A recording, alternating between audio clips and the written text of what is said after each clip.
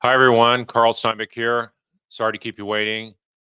Good to see you all tonight. Supporting Justice for Markells. Just wanted to get on here tonight and just share some thoughts and concerns. I still have those lingering thoughts and frustrations about how this whole thing just came off the rails there in Tallahassee with nothing checking the irresponsible representation of Rashbaum representing two murder co-defendants. There were also family members. That he also had a multiple year relationship with the one before he represented the other, then going back to the first, which happened to be Donna.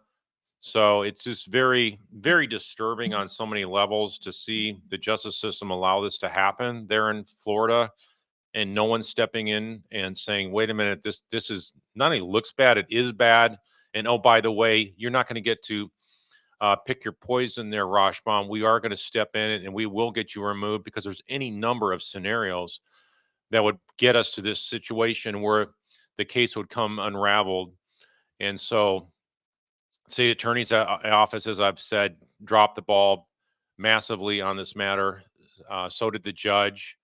And the whole thing of it is, as a prosecutor, you need to make sure you not only get a conviction, but you need to make sure the conviction sticks on appeal. If you're going to go through a whole trial, drag all this thing through the all the days and days of litigation, and you get the conviction that you wanted for the victims, but then you create some huge appellate issue, and the whole thing blows up in your face on appeal, and then you got to start over. You really need to get your ducks in a row from the get-go. And so that's what we really saw happening here. If you don't have the right mindset as a prosecutor, you don't have the right strategic focus on the case, on the facts, on a side issue. Think about it. These facts were overwhelmingly showing Charlie would be convicted, despite what some other so-called YouTube lawyers of criminal law would say. Obviously, the evidence, as we saw, was exactly what we had seen and what I've been saying all along, which is it was an overwhelmingly easily case to get Charlie convicted of. And now with the new evidence against Donna, is equally overwhelming evidence of her guilt as well. And so what we have is technicalities have hijacked this whole case, and it's just really frustrating and upsetting to see that happen for the victims. And it's not over yet. So we still have the appellate briefs to be submitted uh, by Charlie's appellate counsel, the one who wouldn't let him cooperate and testify in this trial, and invoked rescinded the waiver of the conflict of interest. So, and that was the right move to make. I would say that was something that would any attorney that saw Charlie testifying in that case and having these newly revealed emails where nothing was brought up about the double extortion bizarre story back in 2016 when Charlie was having text conversations with his mom Donna.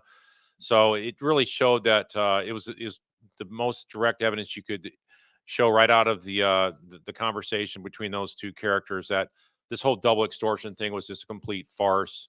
And it was a laughable thing. You never would see the most ridiculous story I've ever seen in any court in American history. I'll go so far as to say that. So why the prosecution sat on this case so long and all that kind of stuff. We've talked many times over the last year and a half plus over that, and they still don't have, I would say, their act together. And so I hope they regroup. I hope they get help from the state attorney's office, and I hope they bring in maybe the U.S. attorney's office and maybe start prosecuting some of these Adelsons, because I really have some reservations about whether they really know what they're doing down there in Tallahassee.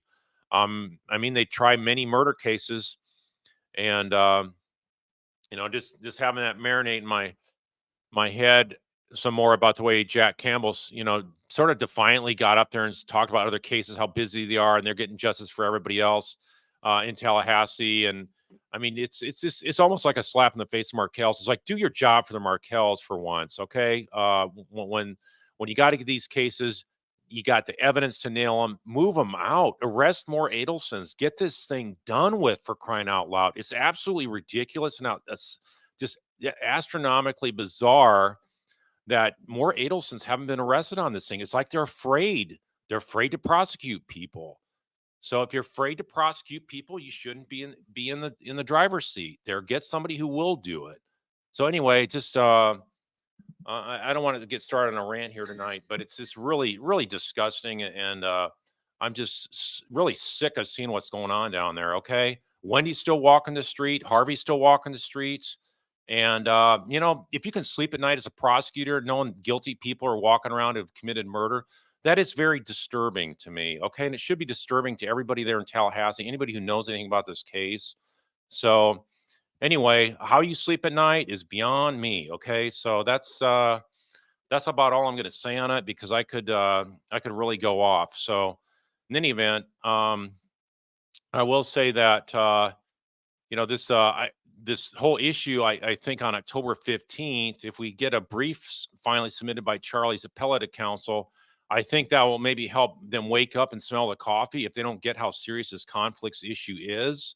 And it's still a lingering issue for Charlie's case. So it's a little too late to do anything for Charlie's case, but I can pretty much assure you that's going to be a front and center number one issue they're going for on appeal, which is Rosbaum's conflict. So anyway, it's very predictable, very easy. This is like criminal law 101, knowing how you have to make sure conflicts are not going to derail and crash the case. And that's exactly what happened. It was easily predictable by anybody who had some kind of rudimentary understanding of criminal law. As I've said before, criminal law conflicts, they're waived all the time. And attorneys, work both sides and get both the clients to waive their conflicts and iron stuff out that way. But as I've said, in criminal law, it's of a constitutional magnitude, and it can completely derail a conviction. So imagine putting the murder victims through this whole trial scenario again, and even doing so after 10 years. Now we're over 10 years since the Professor Dan Markell, the FSU law professor there in Tallahassee, was gunned down in his garage. And we only got one Adelson convicted at this point, and that's something that remains to be seen on what the appellate courts and possibly Supreme Court of Florida will actually decide on this case. So anyway, you got to have fire in your belly as a prosecutor. You got to be tenacious. And I'm sorry, I'm just not seeing it out of Tallahassee, the state attorney's office there. So I was given a lot of kudos where I thought were appropriate. If you've been following my channel, you'll see when appropriate. I've also sort of gave them some firm remarks about how I thought they need to up their game. They need to bring their A game and quit being passive about this kind of stuff. So I was grateful that they arrested Donna so soon after the Charlie conviction. But keep in mind, if Donna wasn't, if they didn't have that tip off for the state attorney's office, Donna would have been overseas right now with Harvey, and we would have never seen her prosecuted again. And that would have been the end of the case. They would have never gone after any other Adelsons. All that big momentum with Charlie would have been evaporated. And the state attorney's office said, well, if they ever come back here, I guess we'll pursue it then. So, I mean, she was that close to getting away that they had to rush through and do the arrest warrant that day and rush it down there to Miami in order to apprehend her before she got on that plane for Dubai with Harvey. So that's how really how if you will, reckless that they've been in making sure these Adelsons are prosecuted, because she almost got away with it. So anyway, hopefully this will energize them and they'll refocus and realize that we did drop the ball. It ticks me off that Jack Campbell did not acknowledge the fact that they messed up on this case big time, that they should have bounced Rosbaum from the case, and there's case law to support it. And you just don't do that, okay? It's very easy to come up with scenarios where Rosbaum could have been conflicted, but in the end, they better make this right for the Markells and just go ahead and arrest the rest of these Adelsons. So Wendy needs to be arrested, Harvey needs to be arrested, and show that you actually have some toughness on crime. I don't care if you've done a lot of other murder cases and do justice for other families. You haven't done justice for Markells, and for you to bring up those other cases and act cavalier about this, it is disturbing. And so, if any of you guys know that any of the prosecution team up there, say something to them. If you see them out in the grocery stores or restaurants, and say, hey, when are you going to do something about getting these other Adelsons? So when are you going to do something about making sure that that they all get tried in short order, and this thing doesn't drive on and on where you wait till you get an Adelson conviction before you have the boldness and courage of heart to go after another Adelson. So show that you know what you're doing and that you're tough on crime. So yeah, the whole world's watching this thing, and it's a complete embarrassment that you don't have better knowledge on what it takes to get a case that's going to stick on appeal and not have reversible error just grinding away, ready to implode on a moment's notice. So anyway, it's yeah, this is actually the most bizarre true crime case you'll see, because you'll never see such ineptitude and derelictions all the way around the board from so many different lawyers in this case. So in any event, it's you never saw any discuss with Jack Campbell about how he's angered that this case got derailed and Donna's not able to go to trial. And this whole thing about Donna being going to trial in a couple months with Alex Morris, if Alex Morris is still on this case, that's not fixing it in my book, and I would say any other state. So we'll see what happens in Florida, but I think that they're talking about, acting like he's going to be lead counsel or something. He can go in a couple months. So I just don't see that happening. It would be built-in reversible error potentially again. I don't see how you can mitigate that conflict. Maybe Florida has different conflicts rules, but I'm very skeptical about it. And as somebody commented to me that they were disagreed with me, saying it could take up to 18 months to get Donna's new counsel up to speed and ready to go to trial, because Rashbaum did it in like 9 months or whatever that was. But my comment back was Rashbaum had been on this case since 2016, and I'm sure the defense counsel shared the entire file with him. So I'm sure he got the file from the other counsel, Sigfredo, and perhaps Luis Rivera's counsel, but maybe not so much, because also Katie's counsel, Tara Kawas. I'm sure those files were being shared because they were trying to have a joint defense of sorts. So in any event, Rashbaum knew this case, or at least should have known it inside and out, not needed really much time to prepare at all when Donna got arrested. But look, he took him that long to get ready for trial. So if somebody coming on this case cold that doesn't know anything about it, they're probably going to want 18 months on there. And so even if Donna's like saying, I want counsel that's going to bring it to trial within a few months, you're probably going to be hard pressed to find somebody that would do it that quick, unless you can appeal to their otherwise reservations with a lot of money. If you throw a lot of money their way and say the only way you're taking this case, if you can commit to taking the case to trial within 4 or 5 months, then maybe could get somebody for that. So in any event, this is again more waiting game here going on. We don't know who's going to be her lawyer. Don't know what they're going to amass for counsel with all this conflict still looming over the courtroom's head. And hopefully during this time that the judge will get up to speed on conflicts, and the prosecution's office will as well. So anyway, it's just beyond belief. And so with that, I'm going to turn over questions if you guys have questions. And it's uh, it's just really amazing that they can't clear the docket of the Adelsons and get them convicted and get them sent to prison. So it's just quite upsetting is all I can say. So with that, I'll go ahead. If you guys know how to do the reg emojis, that's how you do the question marks. That helps me separate the questions from the internal chatter you guys have. So thanks for your strong support for Justice Markel's. It's nice to see the Markells get all this loving support, and various Markells, including Phil Markel, do follow this channel. And so, if you have anything to say to them as well, go ahead and say it in your chats either now, or if you're seeing this after the live stream, go ahead and say something to them as well to support them, and let them know that this is not sitting well with anybody that's following this case.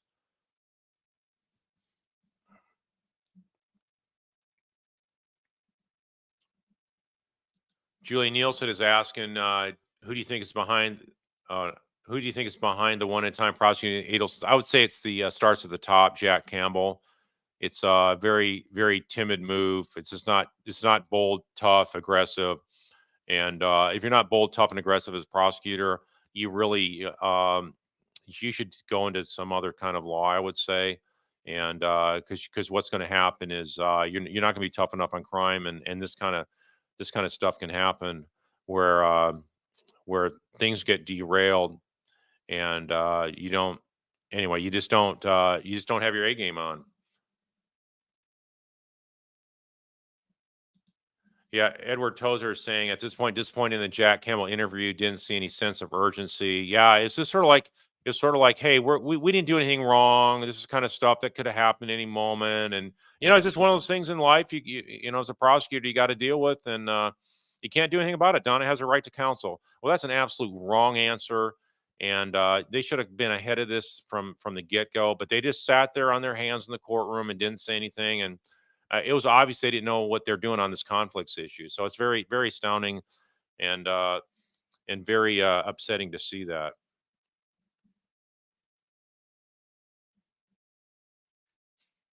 Rosemary Romero, you're asking. Oh, sorry, it's not popping up.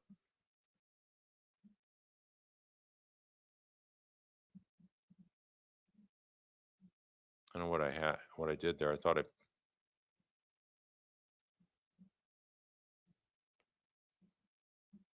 try to get back to that same question. Sorry, bear with me here.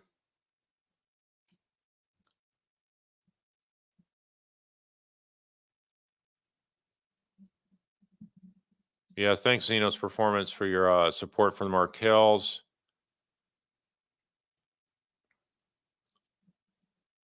Eric, you're asking, could Ron DeSantis, for those that don't know, that's the governor of Florida, could he sanction the prosecution for being incompetent? Jack Campbell seems soft on crime. I don't see them sanctioning the prosecution. I would say maybe they need to step in and say we're going to take over the case. And a lot of times I've seen that where the local attorneys they may not have the capability and experience they feel is necessary to take on a very complex case, and so they'll ask the attorney general's office to bring in more experienced counsel than them to take the lead on the case or provide any background support. So in this particular case, I would say that's probably something that's long overdue because they need to be able to get these to trial and not have this thing blow up in their face again.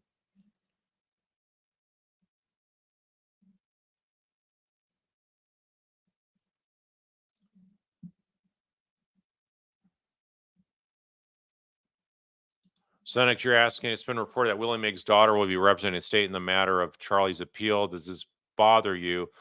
I would say that I I would say if this is true, I've heard this before. If that's true and she's representing the state on the appeal matters, I don't think she's going to do anything to tank the case.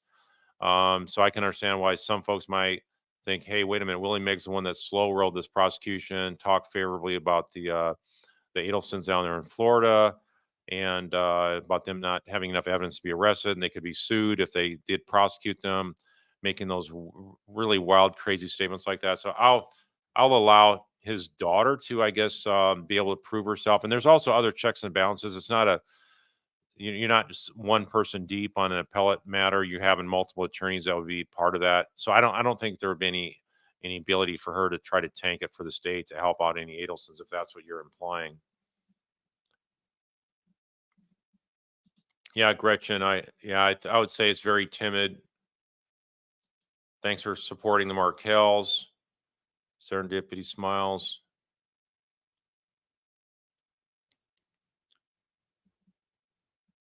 G Road, you're asking, are the Adelsons still connected in some way? It seems very odd how the DA keeps dragging their feet on this. Well, it sort of seems like that still, but I think their connections have all burned up. I think this is just a matter of the prosecution, just doesn't they're in over their head on this conflict issue. They never saw it. The judge had no clue either. So there's checks and balances.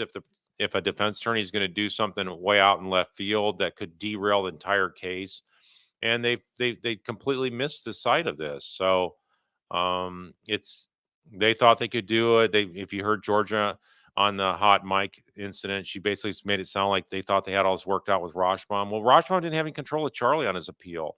The new attorney did. New attorney saw how how crazy it was that they were going to have be able to bring in Charlie as a witness, and he was going to basically be set himself up like a bowling pin to get absolutely crushed and exposed as a liar about the double extortion plot. So it's uh, it's pretty much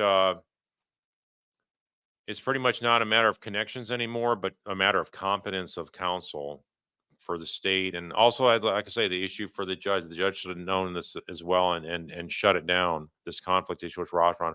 Rashbaum should have been bounced from day one. Okay, that's what I've been saying when he first was on the case. It made no sense. Janie Garnett, you're asking if I think Alex Morris will do the right thing and withdraw from the case. I, you know what? I would say I would expect that, but you're in Tallahassee there, and there's a lot of crazy stuff that can go on down there. So I don't know. I don't know when people are going to wake up down there and do things the way they normally are done in the criminal justice system in the United States. So it's just really bizarre, really bizarre. Oh, here's a question that I lost earlier. So Rosemary Romero's asking: is Donna's Sixth Amendment rights to a speedy trial violated? Is Rashbaum trying to get Donna off on a technicality on appeal for violating her rights to a speedy trial? There's never a demand for a speedy trial by Rashbaum. He asked for a quick court date. That was not the same thing as demanding a speedy trial. And to demand a speedy trial in Florida, the attorney has to certify that they are prepared and ready to go on the case, which Rashbaum could have done because he's had this case for so many years and had the case file for so many years. But in the end, I don't think he was doing this to get her off on a technicality for speedy trial or any other technicality reasons. I think that this whole issue of a conflict that I think I think he just did not understand the conflicts rules that they have for attorneys, and I've seen that before as well. I've seen attorneys that don't understand conflicts and don't understand attorney-client privilege. I could tell you some stories about that. And anyway, it's just really surprising how you can find this kind of stuff is more common than you'd expect in the attorney profession.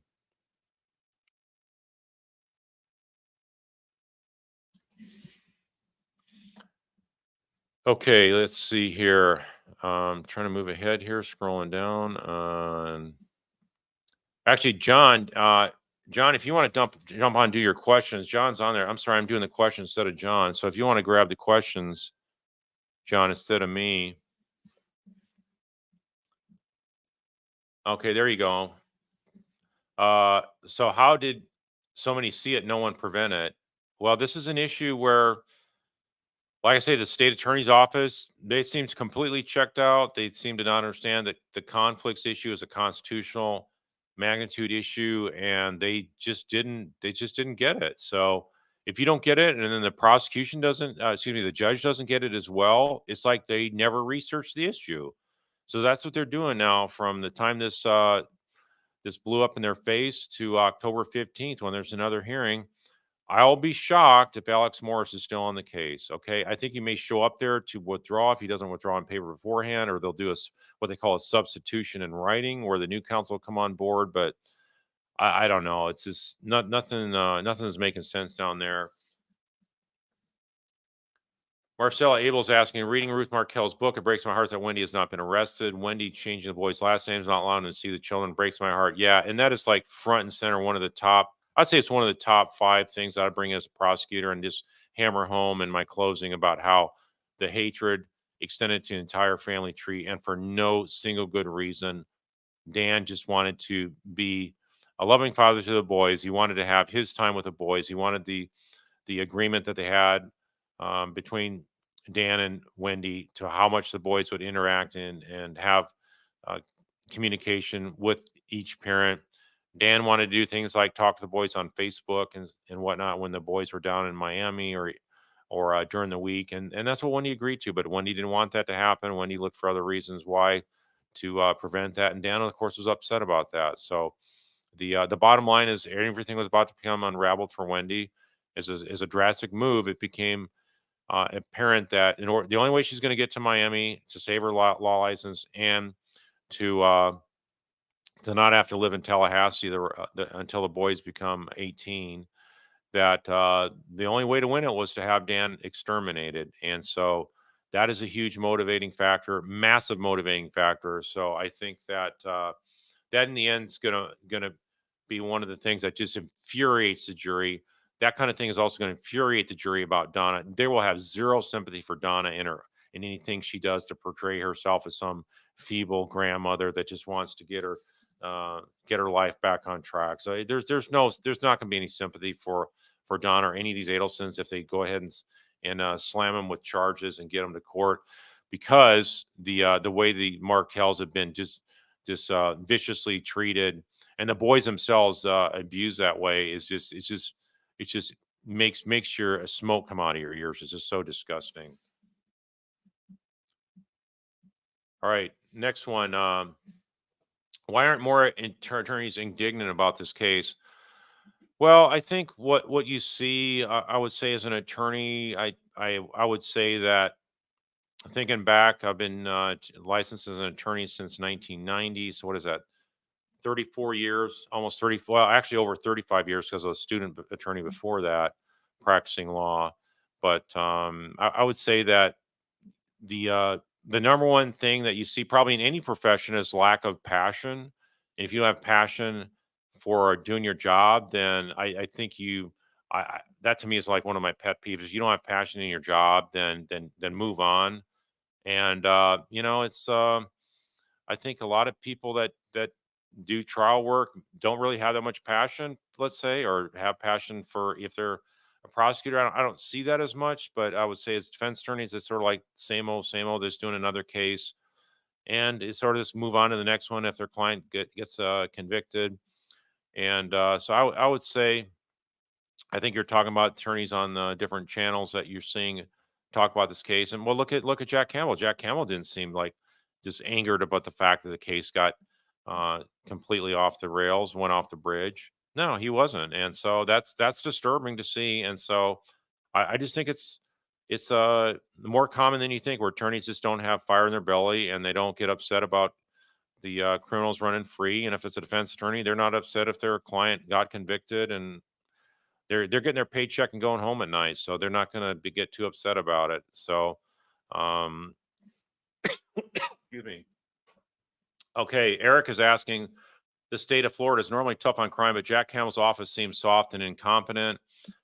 Yeah, I mean, they've done other crimes. There's been other tough cases to try to win. I know there's some doctor that murdered his wife, had her drowned in a pool there, and that happened after Dan Markel got murdered, and yet they went to trial on that thing. And I heard Georgia talking, and she was uh, answering questions from the media, and it made the way she came across, it made it look like she was surprised she got a conviction on that one. So they took a case like that with a lot less evidence of guilt, and they took that to trial many years ago, and yet this one here, that's still lingering. It's just baffling. But with the world interest continue to grow and mount, and the disgust of this thing still lingering on, that's probably the best thing to do for helping Justice Markells, is keep putting pressure and attention on this case.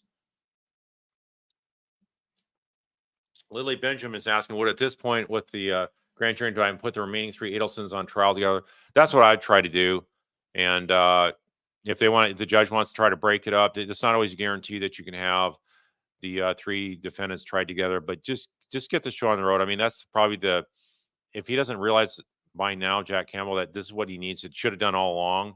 And he needs to do this to really save his face, because otherwise his legacy is going to be, I'm the guy that couldn't get the Adelsons convicted in the proper time frame, and when I tried, I dropped the ball on some major constitutional issues. And what's his remaining saga going to be? That I just went with this little slow poke, one at a time approach, because I was too afraid to go after him with a vengeance, as I should.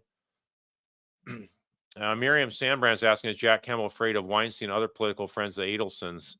I would say that was probably done some years ago. I don't think that same type of political clout is there for the Adelsons. I think that anybody that's trying to help the Adelsons at this point is probably ducking and running, and they're looked at as sort of like nuclear waste. They don't want to be around them, because that can bring them down as well. So no, I don't think he's afraid of Weinstein.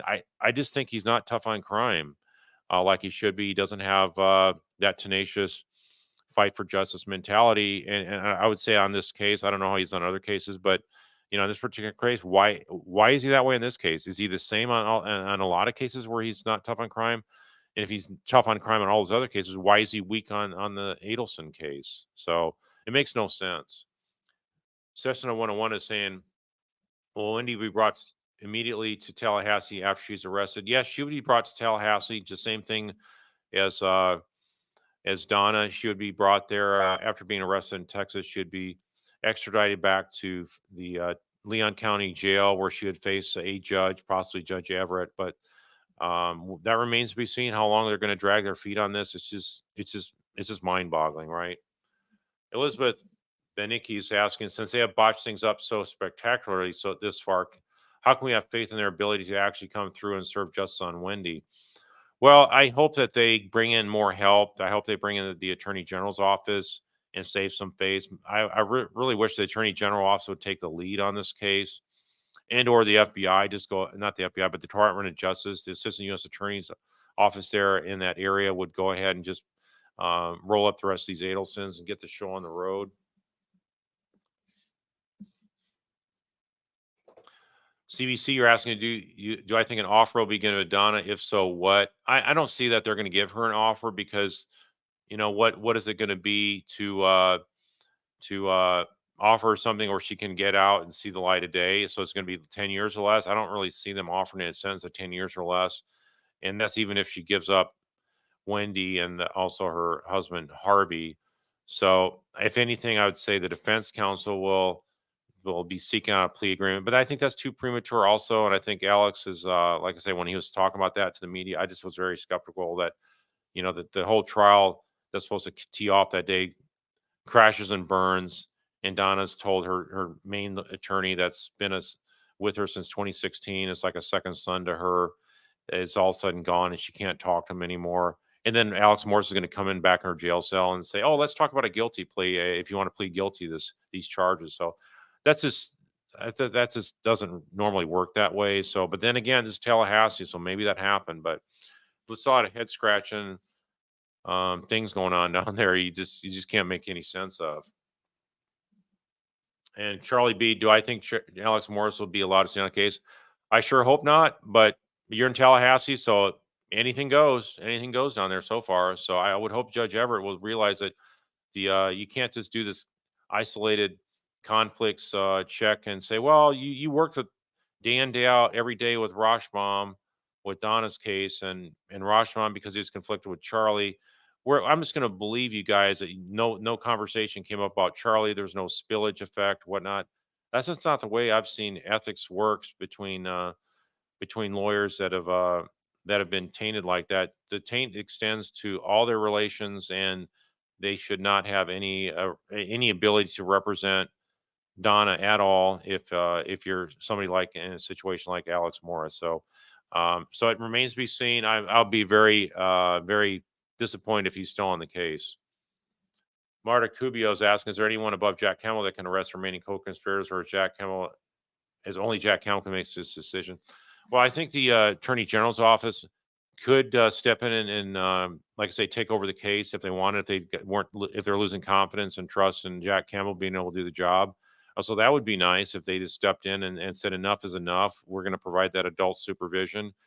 And the uh, the thing is, the Jack Campbell has not proven himself to be aggressive. They're getting a lot of attention, not enough attention on this case. But I think the longer this case goes on, the more and more people are going to be going, "What? They still haven't gotten more Adelsons arrested?" So, yeah, it's just really disgusting. Matilda too is asking, isn't it telling Alex Morris stated how now they can use a different defense for Donna? Why change the defense's story if it's the truth? Absolutely, that's a great point to raise, because you don't sit there and manufacture defenses with your client. So when did this other defense story come out? So in other words, within hours after Rashawn's off the case, all of a sudden he's going to talk to her about, oh, hey, let's talk about a different defense, which is let's point the finger at Charlie and say that you didn't know anything about it and all that kind of stuff. So anyway, it's just I just saying that in front of the media, I'm just like shocked. It's just really bizarre. Julia Nielsen's asking, you said the prosecutors could go to the AG for help. Would that need to be anonymously? Yeah, they're not going to advertise it. What you'd see is the next court hearing, the attorney general would have a representative there, like assistant state attorney. So and so would be the person that have assigned there. So either as a lead or backup. I would hope they'd be a lead at this point.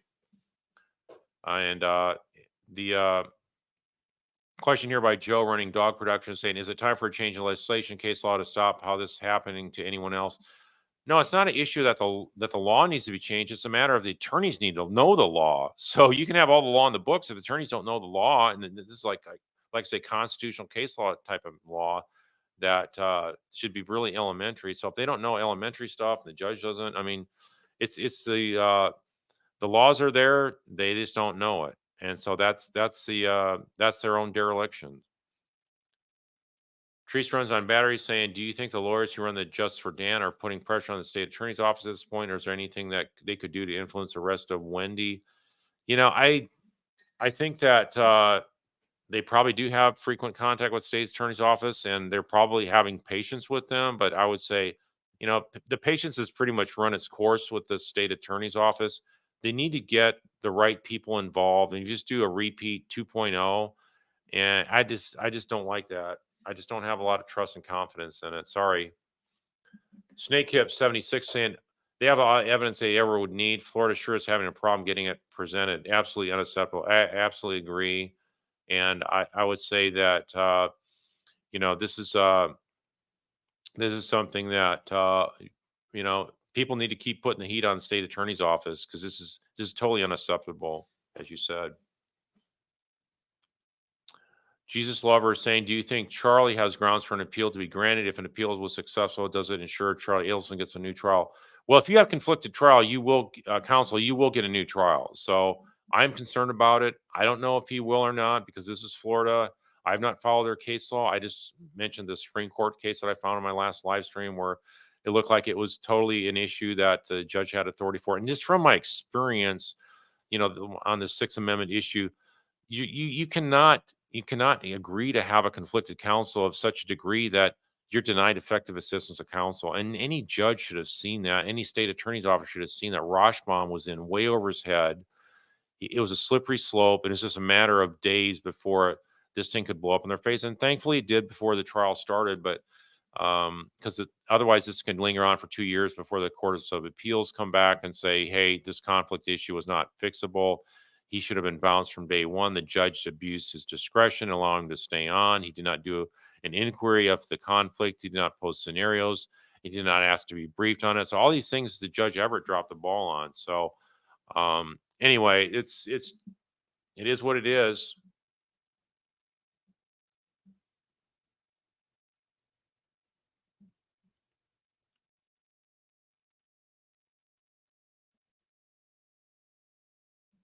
Okay, Kathy Prosser, this is you're asking, kind of you can do a rewatch list later and catch the first sentence show that seems to often get missed in the live. Yeah, there is a delay on the live, but it does not show up that way once it's actually published and I close off the live stream. So sorry if you missed my first openings, and I'll try to wait for more of a pause. But it said it was live on the StreamYard program that I use here. It's a software, online software. So don't know why there's that lag time, but yeah, if you thought you missed something, just go back and listen to the original, excuse me, the posted live stream once it ended. So yeah, there's so that I haven't heard much about Tallahassee. I've not been following it much, but I heard that the storm pretty much bypassed most of Tallahassee. There wasn't much damage there, so glad people are doing okay down there. And if I'm wrong, I stand corrected. I heard there was like 44 people that died across the southeast, so it was a pretty massive system that came across there.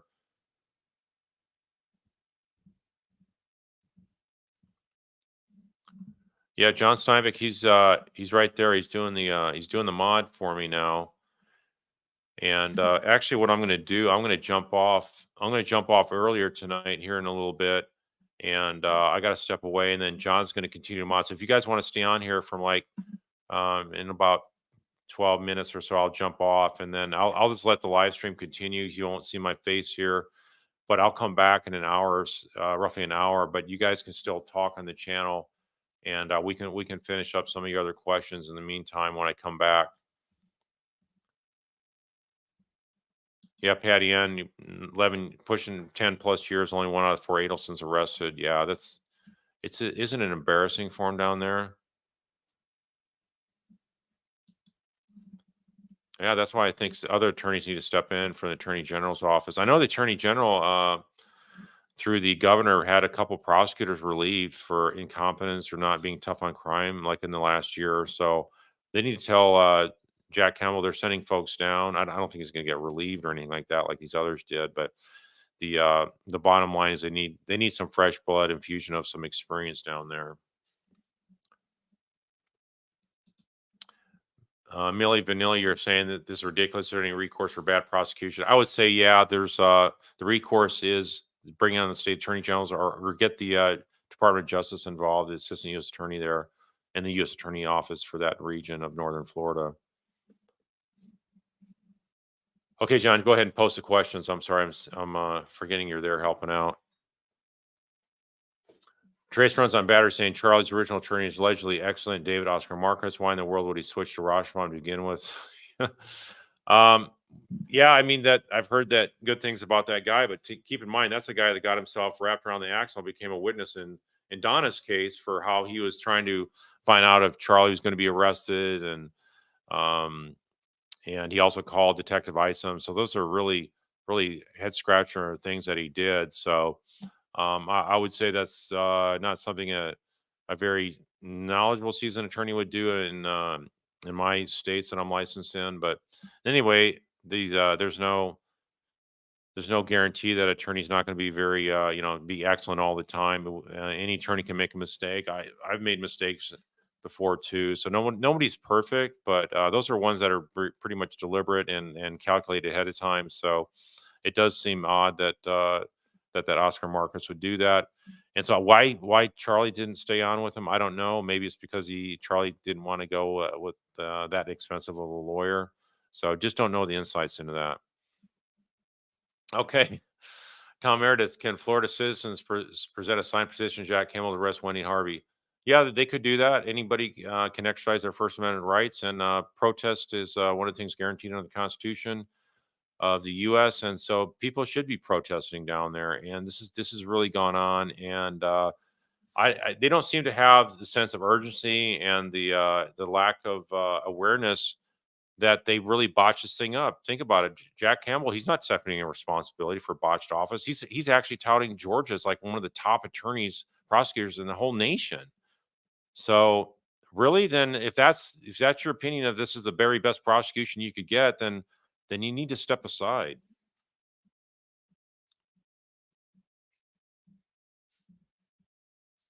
When is Campbell's term? Actually just is up for re-election right now. So I think it's if he didn't get elected just now, and I think it's coming up this November, and he ran unopposed. So there's nobody down there to take him on, at least not this go around.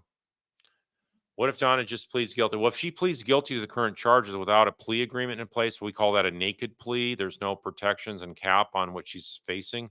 The mandatory minimum is life without parole, which is what Charlie got. So she's not going to do that. It's worth. Most defendants are going to say, I'm not going to follow my sword when I have a chance of getting acquittal or a hung jury and whatnot. So that's just not going to happen. Rosemary again is asking, what happens if the prosecution and defense loses witnesses due to life circumstances? Can their testimony still be introduced at future trials? No, it would not be introduced unless there's some kind of exception to hearsay.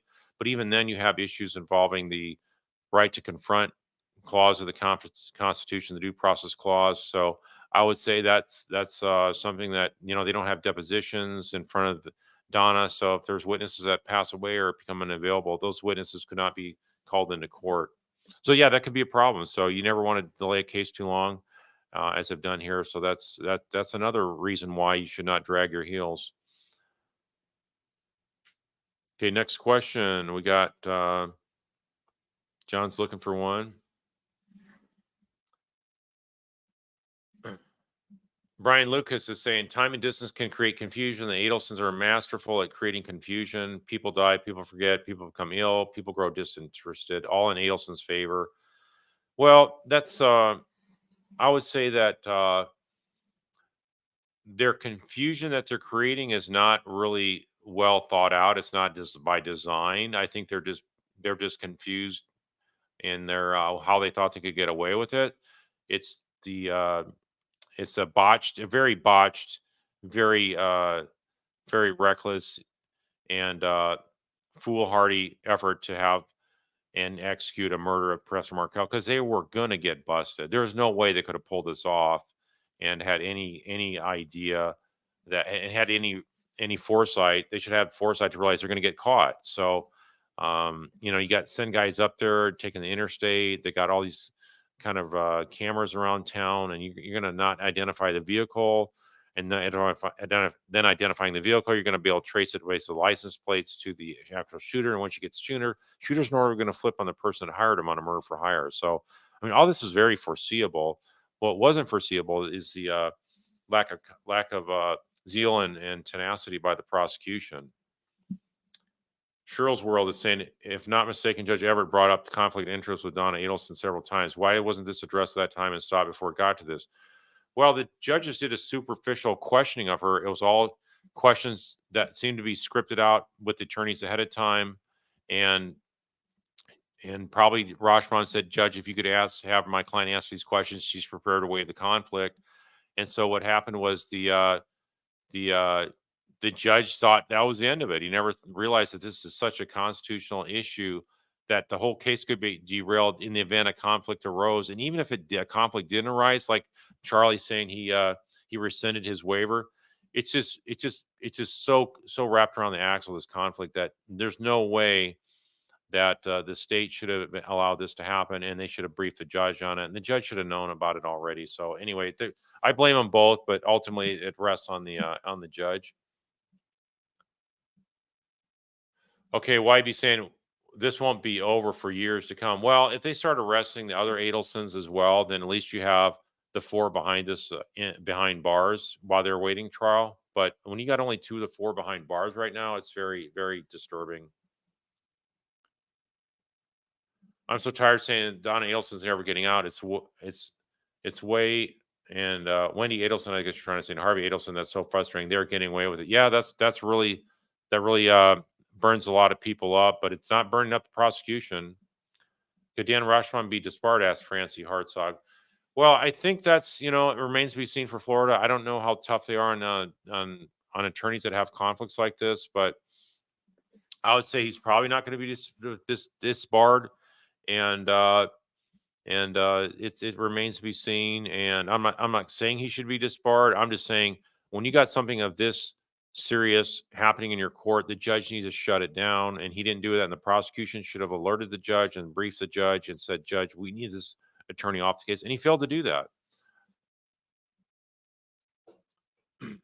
All right. So Marta is asking, when Wendy is arrested, does she decide where her children get to go, or is it decided by the state? Well, the children then have no parents at that time, so this would be an issue for the uh, Child Protective Services of Texas. As I understand, the kids are now in Texas, and so with that being the case, they normally try to look for family unification, but since pretty much all the Adelsons would be arrested, I doubt they're going to place them with Harvey, and they need to mention Harvey as a indicted co-conspirator as well. So if he's behind bars, that would be ideal, and then the kids could have a chance of gaining maybe to a Markel, or at least somebody that's not going to be brainwashing them. Gretchen Lafayette Watson is saying, I was frustrated with Everett's superficial questioning of Donna, but it seems that rapid dismissal of Rashomon could have backfired as appeal at issue. No. And I said, no, it's not an appealable issue because there's so many scenarios where the conflict would actually gut the case, and you cannot have effective assistance of counsel, which is guaranteed by the Constitution, be weighed by a defendant. So the conflict is so serious that the client cannot consent to having a lawyer that's basically, you might as well say, I consent to having a lawyer that's going to be sleeping the whole time the case is going on, just sit there, not argue anything and not question witnesses, not presenting evidence. I mean, it's almost the same kind of thing. It's that ridiculous to think that somebody could waive a counsel that's conflicted like that. So look at my previous two live streams on this matter, Gretchen, and you'll see what I'm talking about. I don't want to repeat my last couple live streams, but it's very clear cut that you can deny somebody their right to normal right to counsel of choice if that counsel is so convoluted in conflicts. Rosemary's asking, could the prosecutor decide in Donna's future trial not to call Charlie to avoid any future conflict? It's not an issue with just with Charlie. The issue is whether they call him as a witness or not. I think that sort of triggered this issue from happening. But in my opinion, this would have been raised on appeal, so it would have bit him just down the road. Instead, it bit him before the trial, right before the trial started. But like I say, they should have known about this and been totally objecting to it, and they would have won. Judge Everett with the case law, they could have had Rashomon bounced. Debbie M is saying, doesn't it just seem like the state attorney's office bills on each case in order to justify an arrest after a conviction? Okay, why do you need to build on a case? I mean, the evidence is already there. Do they need to build their confidence? That's what I don't understand. Why do they need to build their confidence? That's the only thing I can think of. It seems like they're afraid of them. Jody Roser is asking, do you think the plan is to keep Donna out of court so Wendy has plenty of time to raise her children to adult age because she'll be arrested after Donna is found guilty? Well, I mean, that's something that I don't think that wasn't by design. This crisis was manufactured intentionally by Rashom. I don't think he understood the conflicts of law issues enough to figure it out. But like I say, there was enough adults in the courtroom; they should have been figuring out and used the law, the even the Supreme Court law, to justify him being removed. I'm so tired of saying, what will Campbell say when Jack uh um Wendy Adelson and J.A. Takeoff. So they're going to do that, in my opinion. Well, I don't think Wendy's going to necessarily. Well, I think they need to arrest her before she has a chance to take off. So if they don't do that, then so be it. They this is just so ridiculous. Yeah, they probably could flee. I mean, that's what we know that Donna also almost got away with it with Harvey. So Doug Farley saying, "O's is Wendy currently communicating with Harvey? Is she seeing the kids?" I don't know. I have not. I'm not up to speed on those kind of details. I don't think anybody really is. So we uh, we think that she's probably seen the kids. So anyway, I'm going to answer this one last question here, and then I'm going to take a break for a while, and then I'll be back. So you guys can keep chatting, and John will be modding the channel, and possibly Ben too. So um, just go ahead and stay on, and I'll be back shortly. Probably it could be another hour or so. So if you want to stay on, I'll plan to be back on it around an hour from now. So that's Central Time. That's 10 o'clock. Eastern Time is 11 o'clock. So with this one last question for now, Cheryl Crawford saying, "Will the judge be removed from Donna's trial because of this mess?" No, I don't see the judge having any conflict per se. I think he's just going to be enlightened on the law. So I'm hoping he's going to drop the hammer down and get rid of these other attorneys on the case that in my opinion, are tainted and should not be there. So with that, um, John, you go ahead and take over. I'll be back here shortly.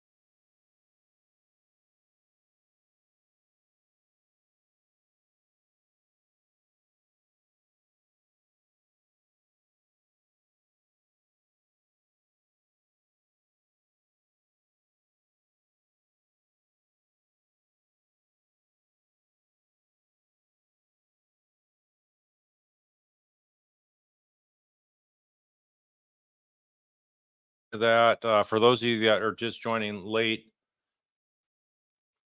for those of you who are just joining again and not know why I stepped away, I stepped away for like an hour because I had something I had to attend to, and John was continuing to mod while I stepped away, and you guys do a great job of chatting and supporting the Markells. And so I thought I'd just let the channel continue rather than cutting it off. And I'm now free to jump on and answer some more questions. So let's go ahead and continue on. And Rosemary Romero's asking, could the prosecution decide Donna's future trial not to call Charlie to avoid any future conflict? Well, if he has conflict-free counsel, then that's not a problem. But as long as you have conflicted counsel there, that would be a problem to call Charlie. But it's not limited to whether they call Charlie or not. The conflict is of such a magnitude, as I've been saying, that it's one of those deals where not even Donna can waive the conflict to mitigate it, because in essence, you cannot waive ineffective assistance of counsel. So if you cannot waive ineffective assistance of counsel, it will be bounced back or reversed on appeal. So that was my concern all along, is that the Rashom is so wrapped around the axle with Donna and Charlie that he's got to pick one to represent more, have loyalty more than the other. You can't have 50-50 in any kind of scenario with any client where you're equally representing them when they potentially could have divergent views, which is often the case in criminal law, where one of them decides to plead guilty, the other one doesn't, and then you're stuck. Which one am I going to plead guilty for? And that person is expected to roll over on the other co-defendant, and then you're caught in the middle, and then you have to withdraw, and so it's just such a crazy hot mess that lawyers, if they're smart, they just won't get involved in that kind of thing, because then also you could face ethical sanctions and whatnot. So the so if they get the clean slate of lawyers that don't have previous ties to Rashbaum, then they will be good to go, and you won't have to worry about calling Charlie as a witness, because that's something the prosecution can and likely will need to do in a future trial with Donna.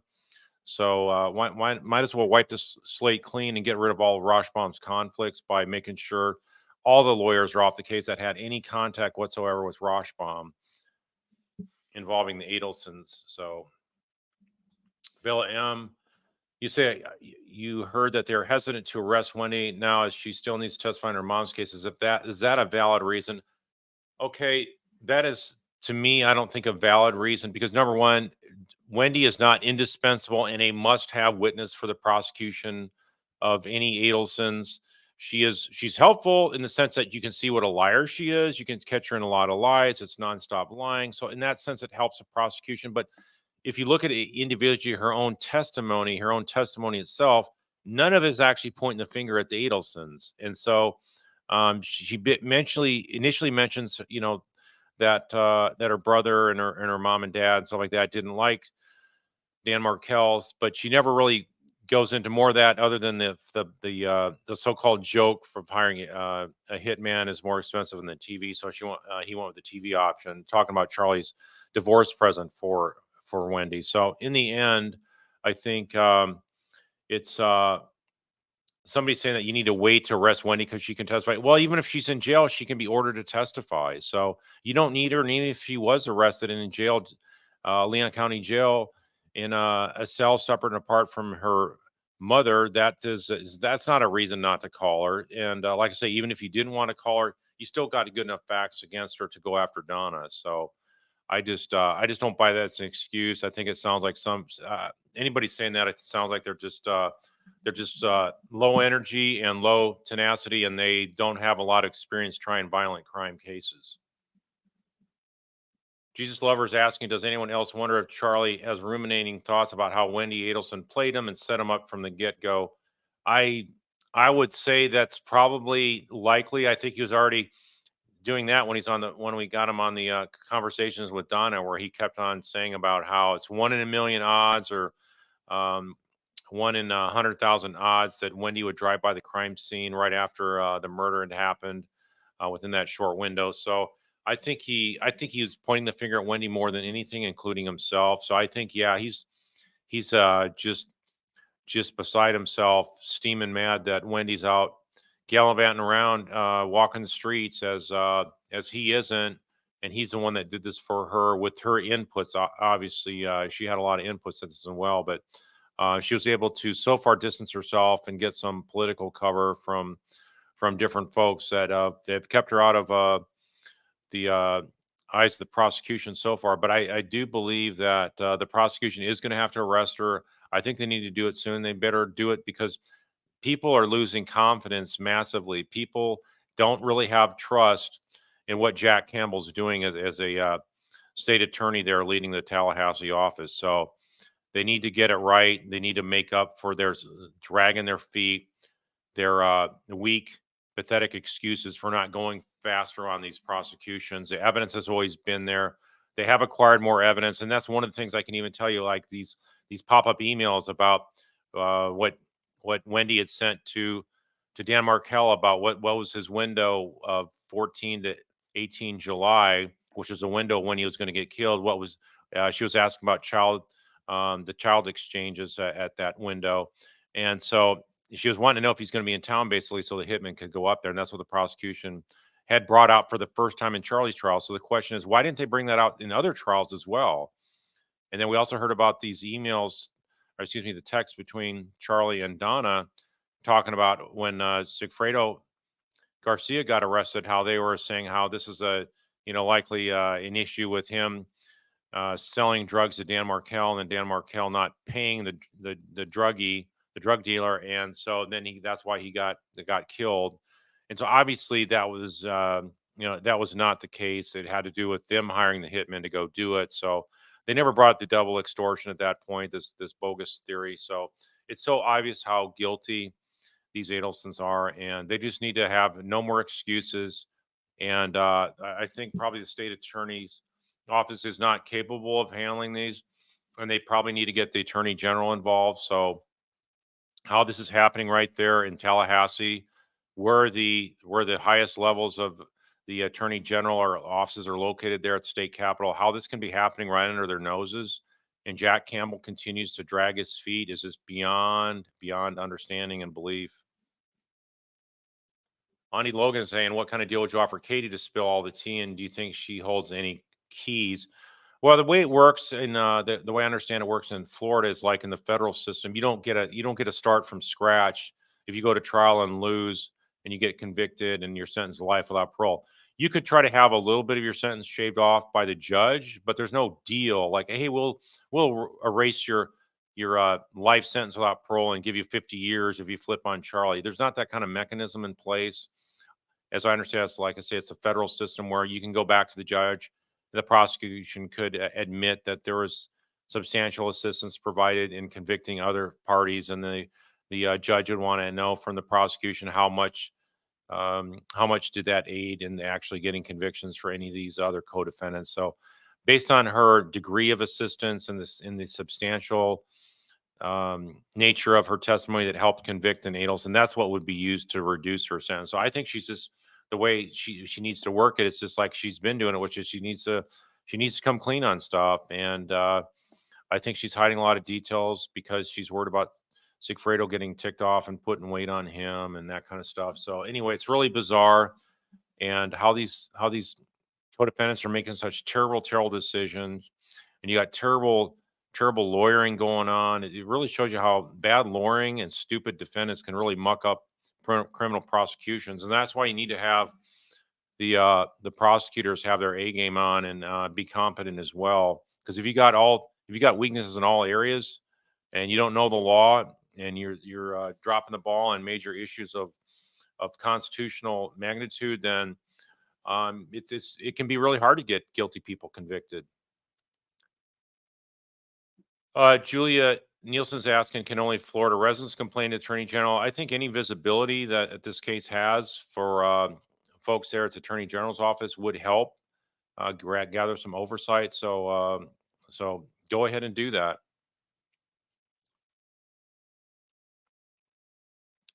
Rosemary, is it on purpose that the prosecution doesn't bring up any of Wendy's phone conversations, texts, or emails in the other trials? Is the prosecution saving all the evidence for Wendy's trial?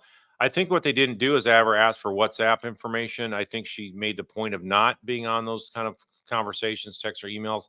So they may not have that kind of that may not have that kind of forensic evidence against her. And like I say, she was probably figuring out that I'm gonna isolate myself and let let the other fools in the family do themselves in, and I'll be able to get away with this. So I think that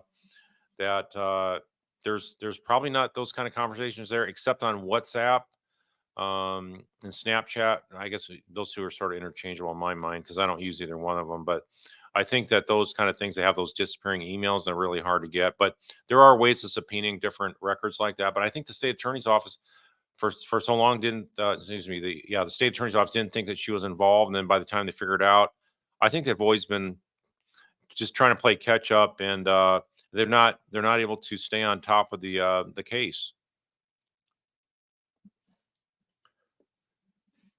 Jane Kreisman is saying Tallahassee almost lost the case against Katie McMahon while trying her together with Sigfredo Garcia. Are they afraid of that happening again? Well, it had to do with them having a juror on the case that was a holdout because this juror did not want to convict two parents that had two kids, and that kind of stuff was what they used to try to get a hung jury with that one juror who by the way did not follow the jury instructions. So I blame that on the prosecution by not getting that person kicked off, not doing a better job of screening people like that. As I understand it, she had pretty wild looking, like purple hair or something like that, and looked like sort of a somebody that was sort of anti-government and not somebody that you'd see following instructions very well. So in any event, this is yeah, they probably were gun shy about trying more than one at the time, but my gosh, they Solana did Katie by herself the next time. They should have had the Adelsons there as well. So it's just really shows you when you have weak leadership, you don't get the right justice.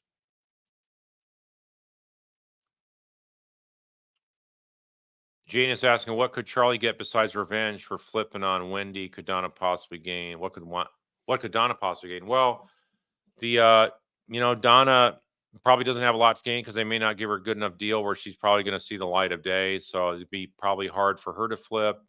And I think Charlie, he could possibly get a reduced sentence for flipping on Wendy, but that remains to be seen. I think it is a possibility he could do that because if he doesn't see after his appeal is exhausted, if he doesn't see a chance of getting his conviction reversed and a new trial order, then I don't think he's going to want to flip on Wendy. But this issue about the conflicted counsel could give him some daylight to try to get this thing overturned on appeal. So it remains to be seen. Linda Kyle's asking, isn't it ironic that these conflicted issues would never been an issue of a brilliant lawyer, Dan Markel, had been involved in this case? Yeah, I would say that this is something that I would say people that have been trying cases for years really get this, and I've even said it's like something out of you know um, that even novice lawyers should have some kind of fundamental understanding of and getting taught from law school. So I'm sure, I don't know if Dan Markel actually taught about this kind of stuff in law school, but yeah, he surely would have gotten this kind of stuff about conflicts. And so don't, unfortunately, this is, he, based on this murder, never got a chance to teach any more students and build them up as good lawyers. Angie's saying, can Wendy risk a law license for perjury, arrest her for that, cause headaches at least? Now you need to go after the everything, not just the perjury. So their evidence is there.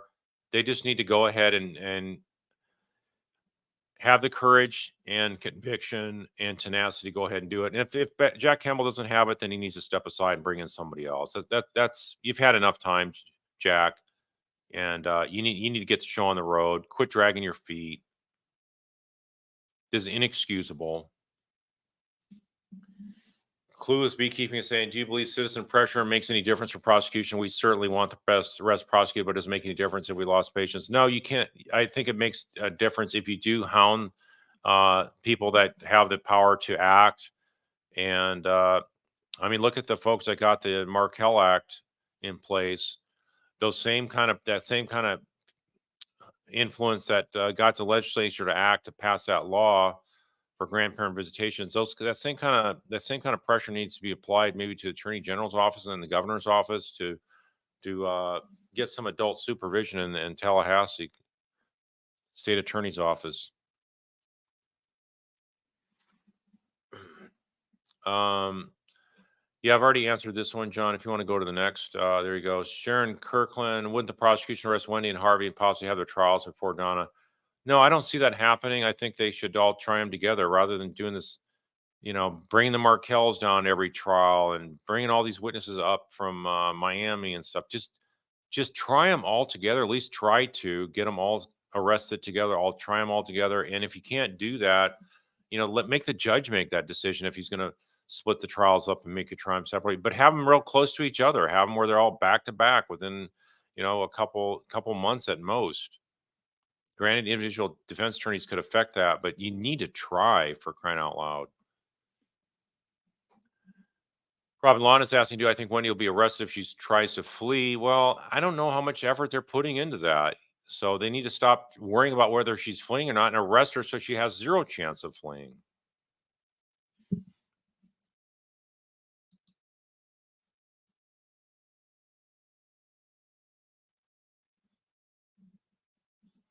Rosemary's asking, when do I think Donna will have her trial? What kind of deadline are we looking at? 6 months, 2 years? What happens if Donna doesn't make her trial due to poor health? Well, we've seen her rapidly age in the months she's been in the Leon County Jail. She's getting terrible food, and she's not used to having all of her son and exercise and a life of leisure. And so now it's more stressful. It's noisy. It sort of drives you nuts being in that cell 24/7.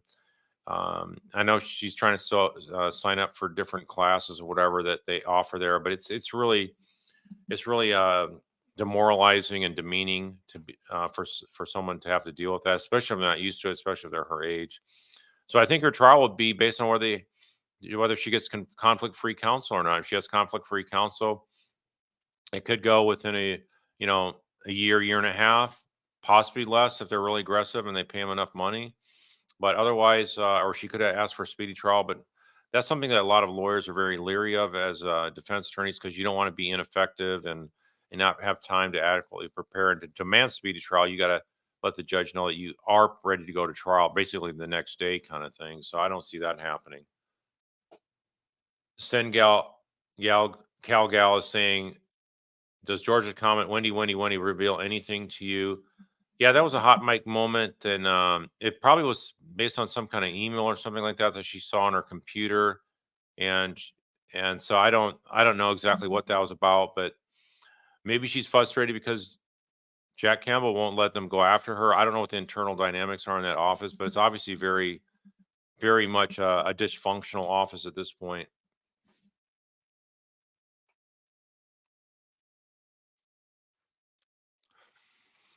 Ann Salzberg is asking how to get the governor involved in this mess. I guess if you want to Google the governor's office, and they probably have some kind of email of that nature where you can send emails. New Jersey real estate attorney saying Wendy was arrested. Could she get bail? She would not get bail, just like Charlie couldn't get bail, and just like Donna couldn't get bail. Neither one of them had a criminal record to be able to argue to the court that they have a clean record and they are presumed innocent, all that kind of stuff. No, with murder, you're not entitled to bail, and there's got to be um, a lot of other special considerations that just wouldn't apply to Wendy in this case. So she would be in jail there in Leon County pending trial.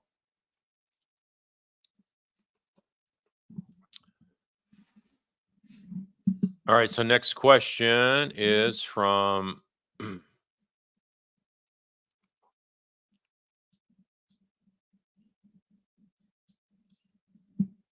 just a second here.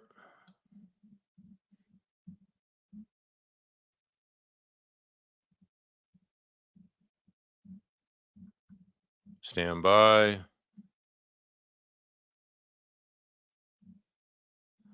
Angie's saying, my point was if they're afraid to arrest Wendy for murder, at least keep her in jail and cause her unnecessary problems with job in Texas.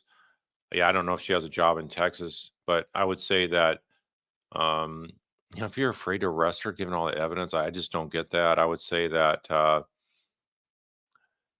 arrest her and then release her. I think if they arrest her, they need to go forward. And if they're too afraid to prosecute her, they need to get somebody that has that experience to do the right thing and then just not sitting on their hands. Could it be possible that Georgia get replaced the lead prosecutor the longer the trial gets delayed? I would say it's possible, and it's really Georgia and certain know the case good enough to get the conviction, but if they don't understand these other complex issues, which I guess are not really that complex, if you're an attorney, it may become complex to the you folks out there in the public domain, but it's really not that complex of issue, and so. If they bring in the attorney general's office, yeah, they could possibly have her not be the lead prosecutor, but remains to be seen. We first got to see if the AG office gets involved.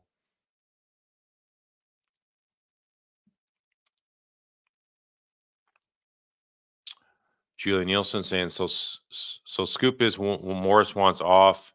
When are we looking at trial if he goes? Well, that's the thing. When I said one of my last live streams, I said it could be like up to 18 months, and then I saw there was a comment where they said, well, Rashbaum only needed 9 months to prepare, 9 or 10 months to prepare for Donna. But keep in mind, he had many years of looking at the entire case file. He should be able to try that like the next day after she was arrested, if he had his witness list prepped up and whatnot. So, in any event, if it takes him that long, it could easily take up to 18 months before Donna goes to trial again. So, think about it. If Donna has to wait 18 more months for a next trial, all because Rashbaum had this conflict, he never explained it to her properly, and then the judge never made sure this thing got addressed properly, and the prosecution sat on their hands. I mean, in a way, it's really could be extremely frustrating for Donna, but with she's not the main concern. The main concern is getting justice for the victims of Markel. So that's what's really infuriating. Terad is saying, I think Georgia is good. Her problem is that she's taking orders from Campbell. Well, we don't. Ultimately, the buck stops with Campbell. So yeah, we don't know exactly what that is, but I can't imagine that Georgia raised this constitutional issue and the conflicts and stuff like that, and Campbell just sat on it. I think they all sat on it. So I think for you to say that she is good, I I, I beg to differ that she was good in letting this situation blow up in their face without her doing something about it. Tanya Bluebell saying, was Donna tipped off about the grand jury causing her to flee? If there was a grand jury for Wendy, then would the public find out? No, the public does not find out until after the person's arrested. They do not announce the arrest, the warrant for the arrest of folks at the grand jury. Actually indicts for murder in Florida. Only for murder do they convene grand juries. So she could be indicted already, and they're just waiting to unseal it and get her arrested. So I think Donna was probably advised by Rashbaum, but there could be they could be coming after you, and in so many ways that she thought that could be a sign that, hey, if I might need to run now, and that's why I think she took off so fast after Charlie's conviction. She inferred from her conversation with Rashbaum that her imminent arrest was likely, so she made the decision to I just got to get the heck out of here because I don't want to face jail. Andy's saying Wendy is a brilliant attorney. Surprised she didn't advise her family about the conflict early on. Yeah, well, she's not a criminal law lawyer, so I know you're putting the brilliant in parentheses. So I don't know. I doubt she even understands the conflicts of law issue and from the criminal perspective. So I would not say she's that sophisticated enough to understand that. But if she did, I can see that being played out that way as well. Certainly.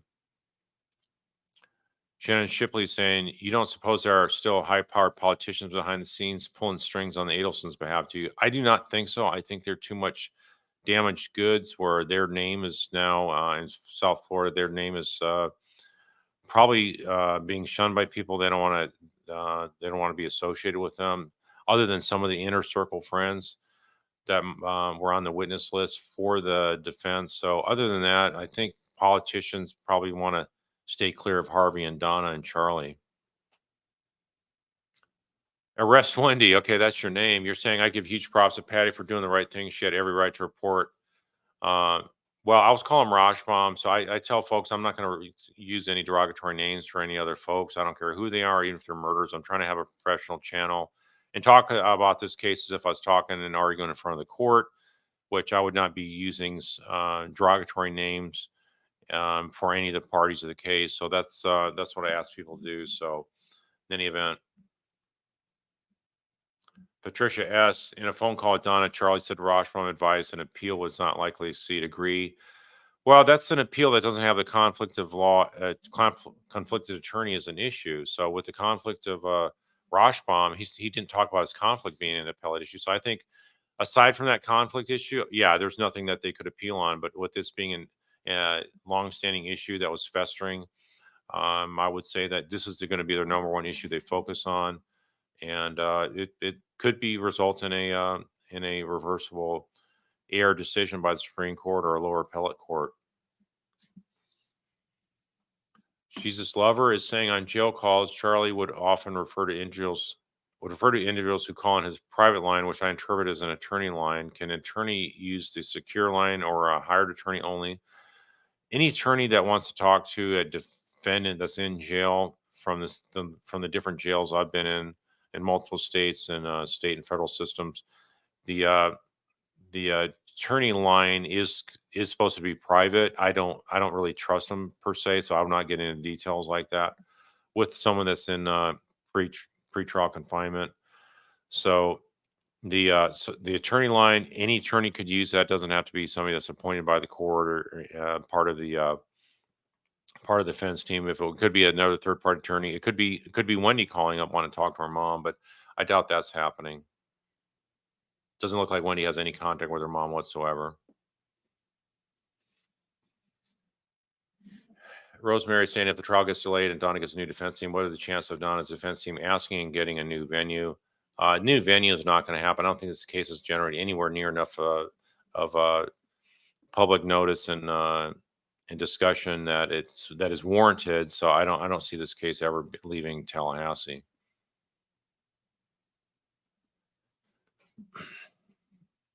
Andy saying, could Charlie and Donna still talk via phone? So Charlie is in back in South Dakota prison. Donna is in Leon County Jail. So no, not unless he had Rashbaum trying to run a call between them through him. And I don't know if he was doing that or not, but that'd be the only possible way at that point. But now that Rashbaum is conflicted, not talking to Donna, I would say her connection, any phone conversation with Charlie are done for the rest of her life. So that's a pretty serious thing when you stop to think about it. She helped participate in a murder to get her grandsons down to Miami, and Dan Markel exterminated from their lives, and yet now she can't even talk or see um, her one and only son, Charlie. William S. If Donna hadn't tried to flee, do you think she would be in jail today? Well, I think they were working on it, but look how slow they were working on it. So there was never the arrests weren't ready to go. They had months and months and years to prepare it. And they just sort of sat on it, and maybe it's almost like they were shocked that Charlie got convicted. So that's what it looks like to me. They were that much undervaluing the evidence, not able to read evidence, not able to interpret how evidence will come across to a jury, not able to predict what a jury will do.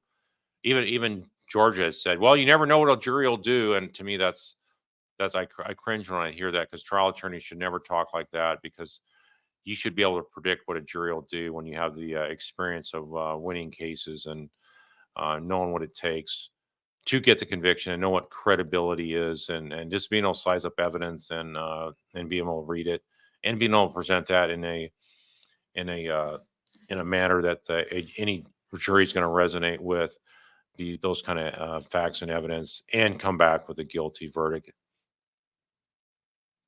And he's saying two inmates can't speak from jail to jail, from different jails to different jails. I do not think so. I think they would have prohibitions on that. So I do not see that jail to jail type conversations taking place, unless maybe they got a third party intermediary that could somehow do that. But they do record those calls, so I don't think that'll last for very long.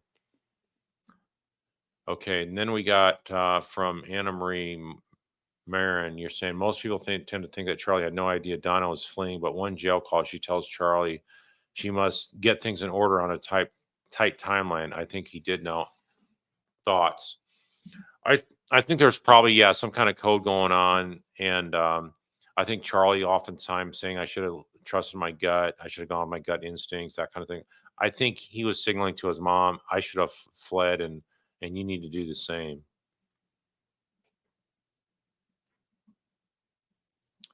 Okay, Bugs Bunny brother saying, I wonder if Meg's paid off and this is his influence lingering on. I don't think he was paid off. I just think it was a matter of that's the way politicians work. And the Adelsons had some connections with the highest levels of politicians. So I think somebody got to Meg's, and that's why this whole thing was sidetracked. And he made those public statements that he did. Most people think from Anna Marie, you're saying most people see it. Oh, wait, this is the same question, John. Already answered that question, so we'll go to something else. Let me see here. Here's Bella. Bella's saying if I read their I read that they are scared to arrest Wendy now because she wouldn't testify against Donna. Is that true? I've already answered that question too, so I guess I'm just not going to repeat that. But the bottom line is there's no reason they can't arrest Wendy, and if she doesn't agree to testify, the judge could order to do that and give her additional jail time. So I just don't see that happening, where that would be a reason why. But yeah, them being scared. Yeah, I agree that they are. They appear to be scared. They're not tough enough on crime.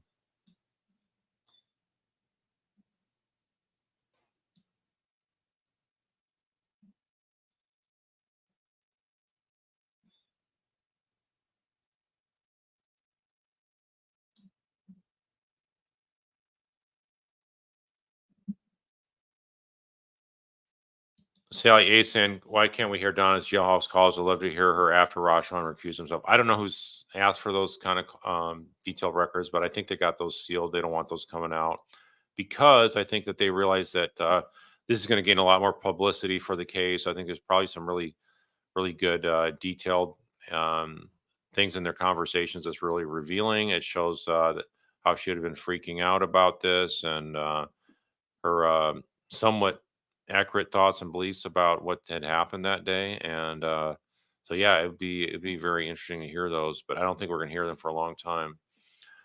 Berg itself is asking how many Adelsons will be in jail in 12 months in your estimation. Well, if they don't get the other Adelsons arrested within 12 months, I said, Jack Campbell just needs to find a different job. He needs to step down. They need to get somebody in there that has a determination and conviction to go after folks have done this for a year from now. It'd be like going on 11 years. So this is ridiculous. It's a real outrage. So if he doesn't get these other Adelsons arrested, he needs to get a new job.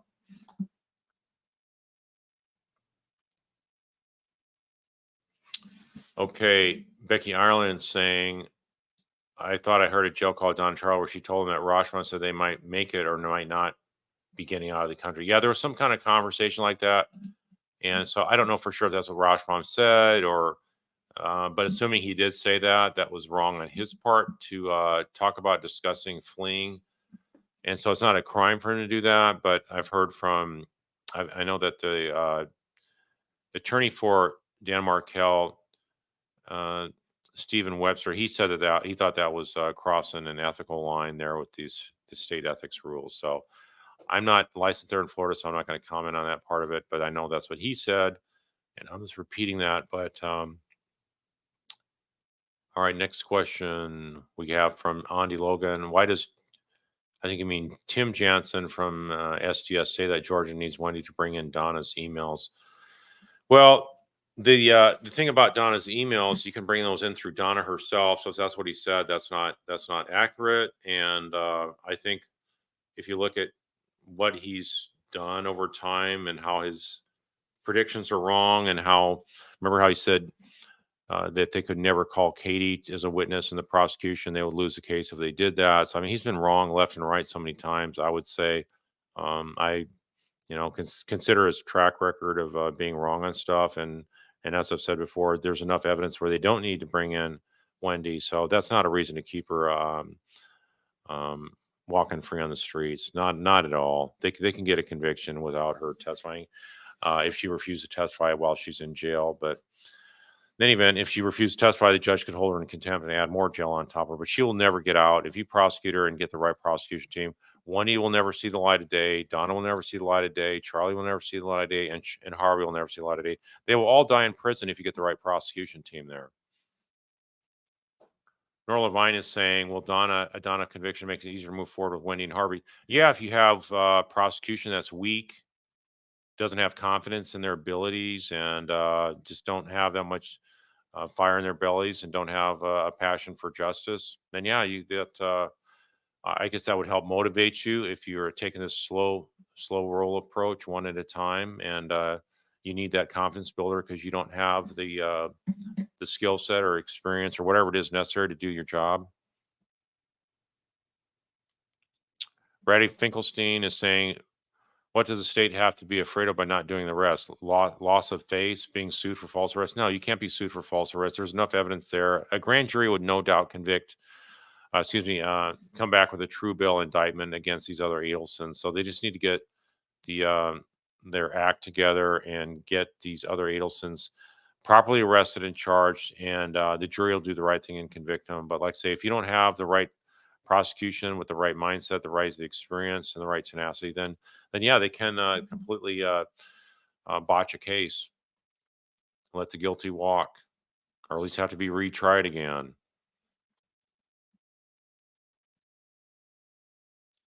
Okay, Dreamscape, you're saying, did Charlie do his mother a favor by withdrawing his consent for Rashomon to defend her? How do you think Donna perceived the move? You know, hmm, I think the trial not kicking off was probably something that was very upsetting for Donna. I think she was thinking she was gonna walk free in about 10 days. Rashbaum said it probably told her she just needed to score a 70 on her testimony in order to be able to walk free like he did for Charlie. So in any case, I would say that did he do his mom a favor by throwing his? I think it's really the attorney decision that made it for him, and he just sort of acquiesced to that. And so I think, on one hand, we're not getting a conviction sooner with Donna. On the flip side of it, Donna's not leaving that jail until it goes to trial. So I think that I think it's going to be, in the end, it's just mostly frustrating for the Markells. That's what's really frustrating, and you could have witnesses or evidence be lost over time. So that's a very disturbing and troubling thing as well. Leslie Ann is saying, "Do I think any of the Adelsons will ever truly accept guilt, show remorse for their part in arranging Dan's murder? Any of them? No, I don't see that ever happening at all. I think they look at themselves as not the trigger pullers. That Dan was a person that society was better off without him, and him being alive. So I think that that's ultimately what it came down to, is that they thought that he didn't have a right to live, and so they let other people take care of it, and they can wash their hands and say we didn't pull the triggers at all to make that happening." Sally A saying, "Do you believe Rashomon did this deliberately because A, he didn't want to lose George again, and Donna was too much as a client?"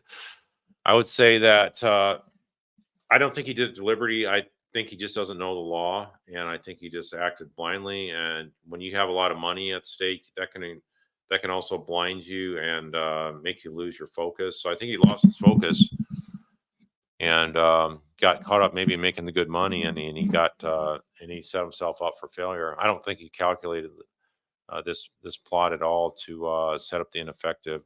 If he did, and this is what he wanted, then I guess he can have some kind of bar issues to deal with as well. That should have been predictable as well. Norla is asking, are there some prosecution teams afraid of political social fallout due to it being a small world? I think I think there is always politics involved in criminal law. I've said that in the last year and a half a number of times, where I've said that I've seen how political the criminal law arena is. The general public has no idea how political things are, and so I think yeah, there's a lot of prosecution decisions that are made based on what they perceive the public would either frown upon or chastise them for. So yeah, that's definitely things that really go on in the real world. Julie's asking, FSU is hitting above their weight, having Markel there. He deserves a better prosecution. Yeah, he really does. And so we'll see what happens. Hopefully, the AG will get involved, or the Department of Justice. Humorous Force says, if Wendy gets arrested, can the Markells get custody of grandsons? That's something up to the Child Protective Services. So I'm not going to say that's a guarantee. It's possible, but also the Markells are out of the nation, so having somebody out of state, excuse me, out of the country deal with them, I think would be probably a hard issue to deal with. But remains to be seen. I'm not gonna speculate on where the boys would wind up. Gino Harper is saying, is it a concern that Willie Meg's daughter is the appointed state prosecutor in Charlie Adelson's appeal? I covered this earlier tonight, and Jono, I can just say that I hope that's not an issue. I think there's other folks that could be a barrier if there's any sympathy of Willie Meg's daughter to help out one of the any of the issues that the state's trying to defend on appeal. I would trust that she would do the right thing. So I'm not gonna say automatically just by her having been a daughter of Willie Meggs that she's not gonna try her best to help the state defend the conviction for Charlie. But yeah, it does look weird, doesn't it? Norla's saying, are there some prosecutions? That we just did that one, John. Jill Argos is saying, can't something be done bringing a child, Ben, to a jail to visit Donna, yet the Markells did not get to have the relationship with them? Goes to show the boys believe Wendy and Donna. I do not know for fact that Ben actually visited the jail. And so I would say that that looked to me, the document you're talking about, I said, excuse me, sorry, I'm stepping on Leo's tail here. He's right under my feet. I would say that the that document looked like more of like something that Donna filled out for who she wants for the guests that are allowed to visit her. So I do not think that that's something that that those names are actually written out by folks that actually visit the jail. So that's all I know about it. And so in any event, Dreamscape says, I'm confused about the work product completed by Rashomon. Does this become part of the new defense, and how is it not tainted? And so, yeah, it is sort of a issue that they'll have to sort out. And if the new defense counsel feel like Rashomon didn't argue something properly, then they could try to go back and ask the judge to reconsider based on different arguments, stuff like that. So we are sort of in some ways not starting from scratch, but other ways possibly could be with the new defense team. But we'll see. Is Alex Morris going to stay on the case or not? I would think he'd want to run as fast as he could away from this case, but we'll see what happens by October 15th. There's going to be a lot of twists and turns on this case, as I've been saying for I think close to a year now. Scott's asking if Wendy decided to vacation in Paris, for example, would she be able to fly without an arrest at the airport? Always a chance she could bounce to Vietnam from abroad. Well, she does try to vacation overseas. There's nothing to stop her right now. There's not any kind of warrant for arrest, and generally, U.S. citizens are not on any kind of like terror watch list or anything that would flag them and prevent them from flying. So I believe she would be able to leave the country, unless like what they did with Donna, where they had a warrant for her arrest. So short of a warrant for arrest, I don't see anything happening to apprehend her. Norla Vine is asking if I ever get fallout for your strong stance on this case. Um, I'm not worried about any kind of fallout. I know I would say probably the thing that comes in mind is there was another channel that was criticizing me because that was supposedly the only attorney that said that Wendy should be arrested. I was um, the first one that actually made the public statement, and that's one of the reasons I agreed to get on it with on this YouTube thing with my brother John, because the fact that these other attorneys were talking nonsense and talking basically what I thought was weak and pathetic excuses and a lack of knowledge of the facts of the case. So that's why I decided to get on, and then I heard some criticism of me saying that I was the only attorney out there that said that, but lo and behold, about I guess about 6 7 months later, there's a number of attorneys that are now agreeing with me. So so that's good to see. So anyway, I just like to say, um, you can't have um, you can't be too afraid as a trial attorney to have your feelings hurt and stuff like that. You got to do what's right and have the courage and conviction to go straight forward for what you know to be the right thing, and not worry about the consequences of who's going to be against you or whatnot. And so that's not it's a really not a big deal. And because I knew in the end the truth will bear out, And just like there's a lot of naysayers saying that Donna would never be arrested, that were attorneys. There's also attorneys that said that, Charlie had a 50-50 chance of hung jury. People have been following the case for years. And so I was the one that said it was a slam dunk. So anyway, those kind of attorneys that say that kind of stuff, I just, whatever, they're entitled to their opinions, but I've never had anybody. You guys have been very gracious, and I will say you guys are very professional. You guys have asked great questions. Um so the fallout, sometimes I block people that make it. They're definitely trolls for Adelsons and stuff like that. So once in a while we have to block stuff like that, but it's not that common. I'd say some of them, I have some mods here that block some comments. I don't know what they block. I don't really worry about it. But if there's some pro Adelson comments, I would block those, or a mod would block them. So yeah. Anyway, Frank Ford is asking, Donna would have been or will be convicted, so why not arrest Wendy now?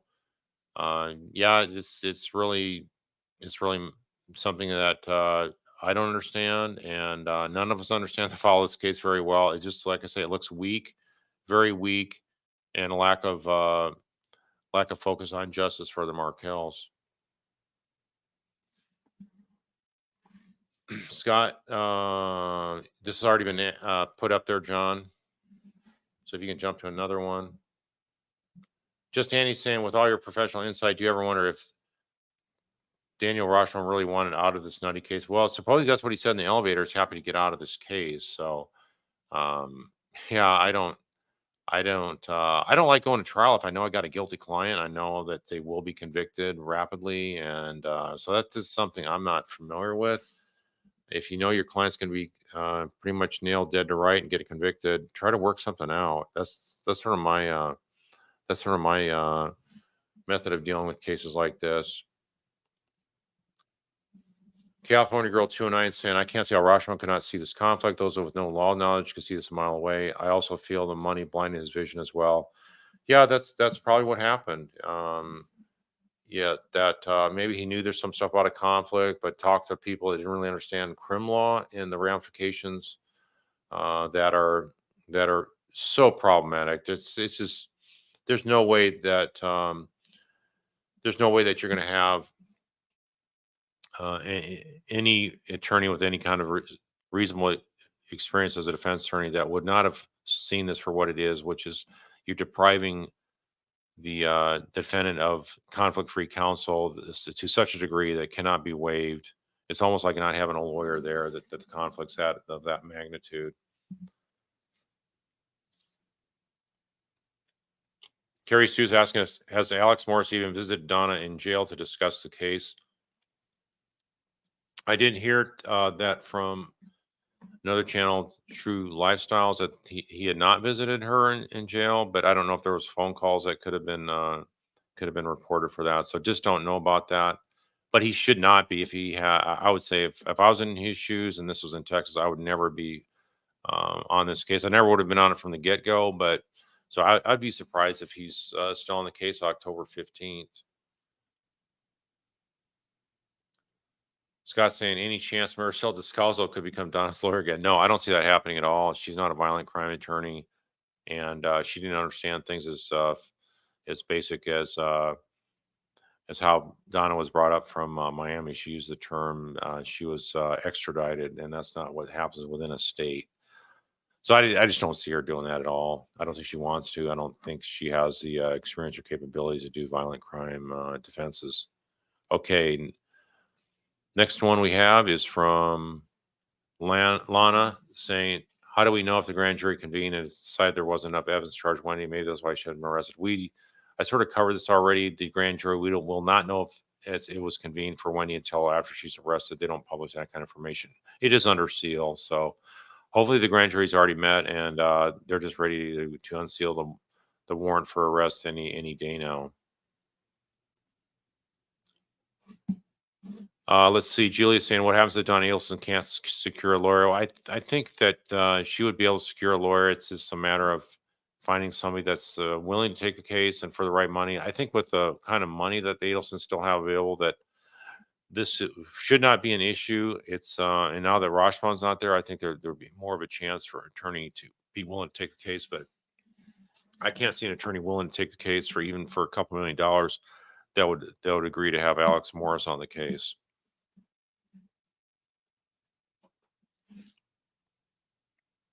Jesus Lover is saying, did the Adelsons move their assets into trust in order to protect the money from civil losses? Yes, absolutely. That's what they did because they knew that once the hitmen got arrested and charged, that they could be sued, and if there's a conviction, eventually working its way up to arrest the Adelsons, they could be sued and lose all their money. So yeah, that was done to protect their assets, no doubt.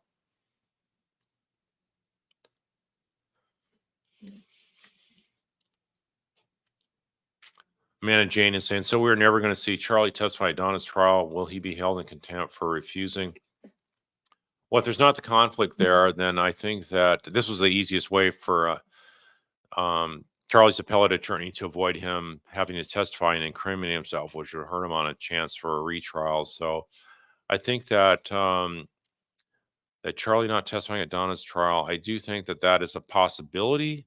If he just refuses to cooperate and invokes his fifth, the judge, could order him in contempt, but he's already serving a life sentence. I don't know that is much of a benefit. So that he may decide not to cooperate, but I'm not gonna speculate any more on that and advise which is better for him.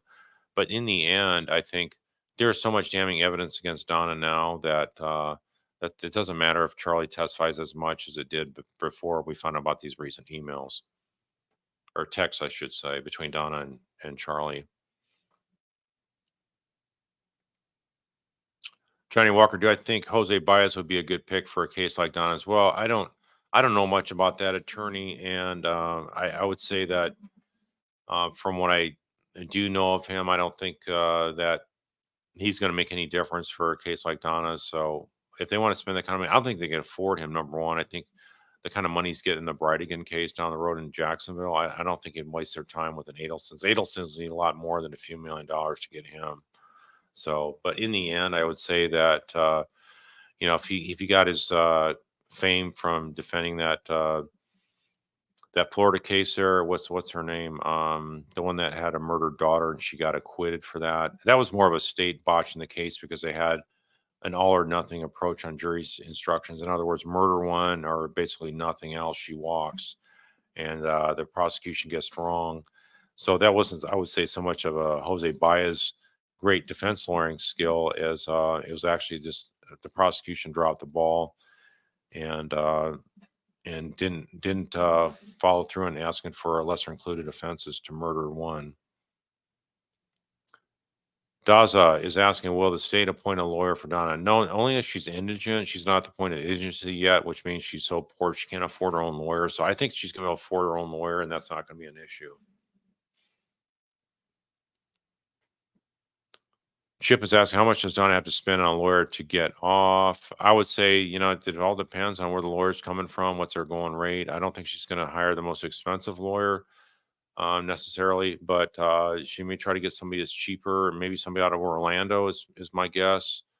Maybe Jacksonville. I think a lot of Tallahassee lawyers are sort of just fed up with this case dragging along and seeing what an embarrassment is for the state. So I would say it's not worth any kind of money to get involved with the Adelson case. But in the end, I think they will get somebody from a bigger city. JC's asking, do I think Charlie had it in the back of his mind regarding we're seeing that Raver would actually help Don, or do you think he didn't care?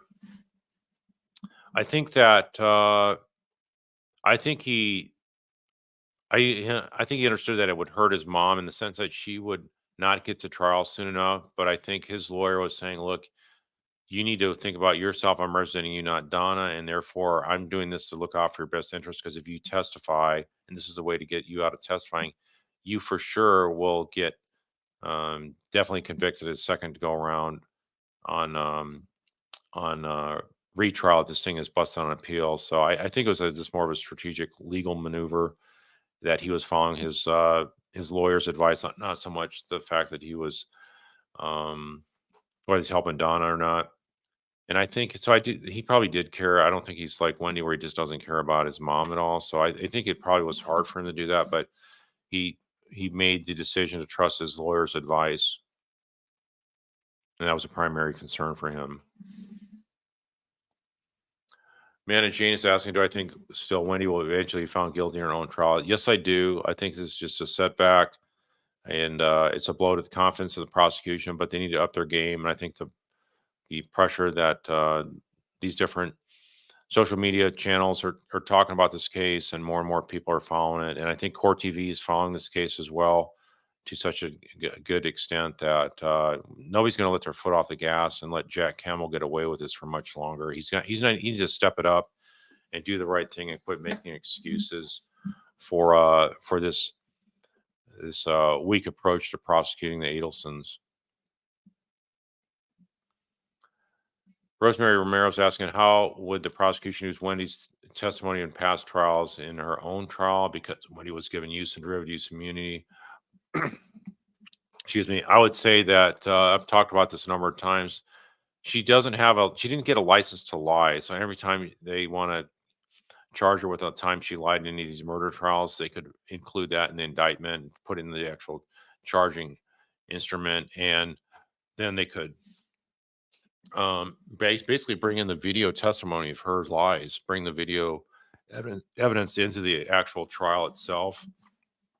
And so that would be very easy to do and simple to do. And in the end, it doesn't matter if they convict her of the false testimony and perjury. What would matter most is the conviction that they would obtain. And they would obtain a conviction if you get the right prosecution team there. Excuse me. Losing my voice here. So this is the last question, and then we're going to sign off. Leo is right here. So yeah, I'll go ahead and grab Leo here. Could the fact that Donna and Charlie can't talk anymore be the reason he's acting his own interest right now? And so that could have some play where he's not able to run stuff by Donna. He may be able to funnel stuff through Harvey. So that could possibly be the go-between for sharing information that way. But so don't know for sure, but it's possibly could be a reason why he's not able to vet it and explain it to his mom why he's doing it for her best interest in the end as well. So with that, here's little Leo. Whoop. Screen went blank.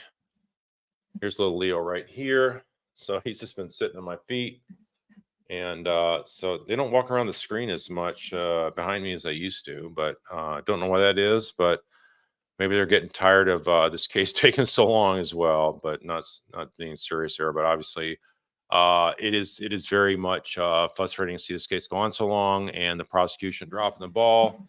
And so with that, we'll go ahead and sign off for tonight. Thank you for supporting the justice for Markells and giving all these good questions that are very much showing your knowledge on the case and following this case. And with all of us supporting Markells and putting pressure on the prosecution to do their thing and to up their game, hopefully we'll get justice for Markells here much sooner than later in this extremely slow pace that the prosecution has been doing. So with that, I'm signing off. Have a good, safe week, and we'll get back to you soon.